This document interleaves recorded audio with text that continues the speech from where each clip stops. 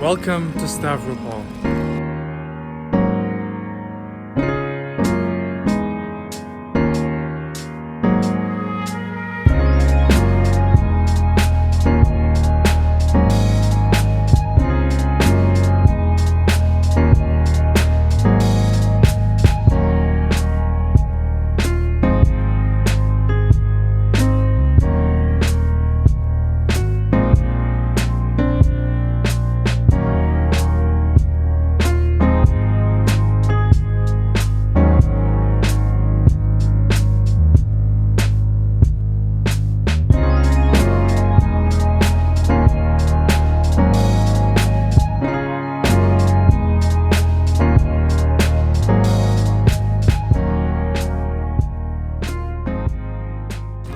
What's up guys, welcome to another video. Today I'm in a very rainy Stavropol, the capital of Stavropol region, Stavropol Krai.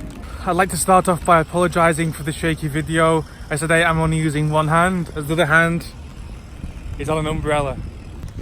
Stavropol is a city in the south of Russia and is one of the biggest cities in the North Caucasus with over 400,000 people. Stavropol is also a very old city. It was founded in 1785, making it over 200 years old. Stavropol began as a fortress on the border of the Russian Empire, and its strategically important location meant that it became a pretty big and important place as Russia continued to expand its territory down south.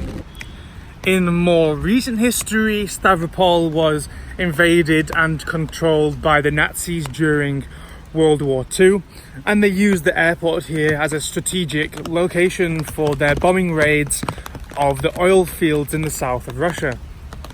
And now, quite to the contrary, Stavropol is seen as a safe haven from other northern Caucasus, where they have lots of border instability and risk of terrorism, whereas here in Stavropol is seen as relatively safe. Two facts about Stavropol that I think are really interesting. Number one, Stavropol comes from the words cross and city in Greek, pol of course meaning city.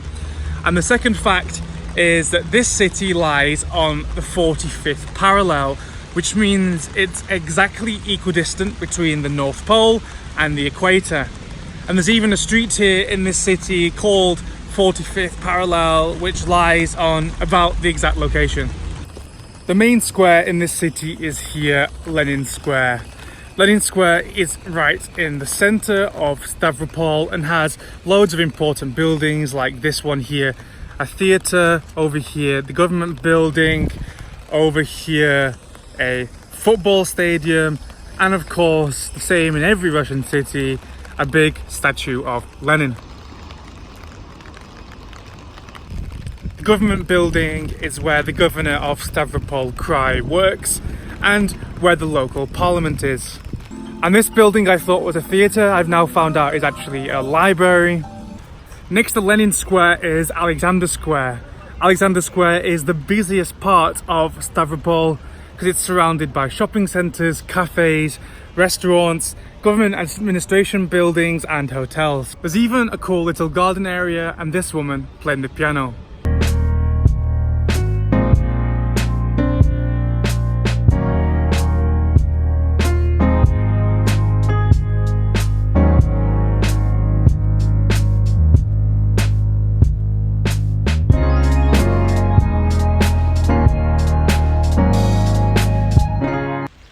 Something I didn't expect at all about Stavropol and has really surprised me here is the architecture. These buildings behind me don't remind me at all of Russian buildings. They remind me a lot more of Eastern Bloc countries, former Warsaw Pact countries, in particular the city of East Berlin.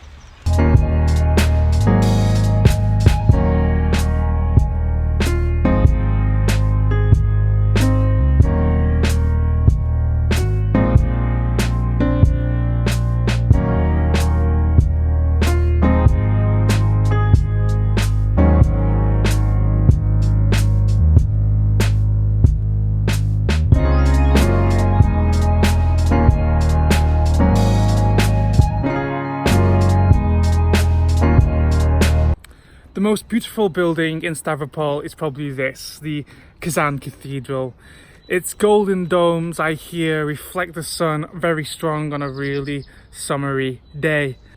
I also heard that if you're in a building slightly higher than the church, anywhere in the city on a summer's day, you can often see beams of light. However, it's not only the outside of the church which is beautiful, the inside is really nice too.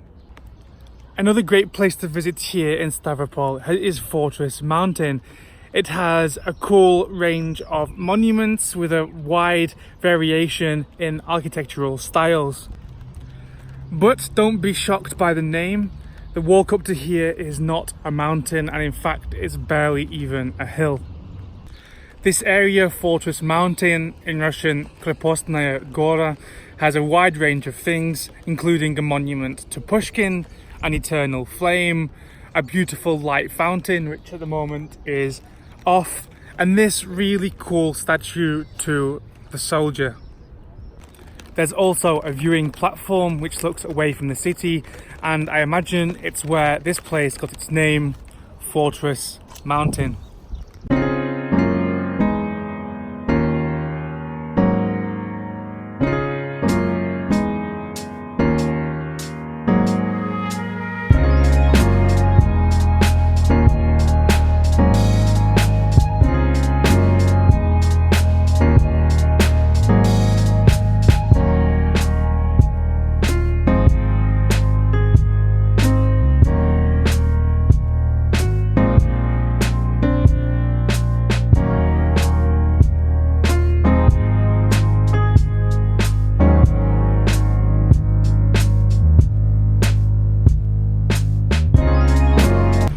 Heading away from Fortress Mountain is one of the greenest streets here in Stavropol, Karl Marx Street. It's a really wide road with one lane on one side, one lane on the other, and a footpath lined with trees down the middle.